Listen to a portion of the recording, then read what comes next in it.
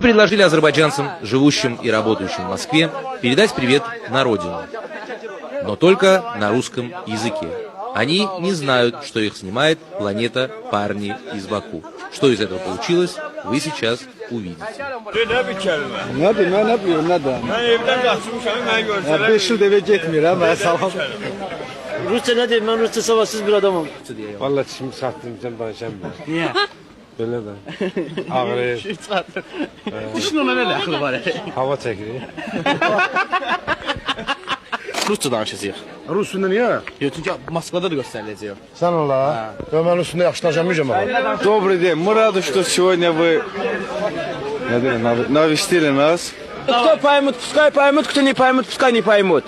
Всем народу, хоть русском нация, хоть наши, без разницы, всем желаю счастья, удачи, дай Бог жил бы и легком, не как мы. Vallahi şuva çok zevk gelir tövbe.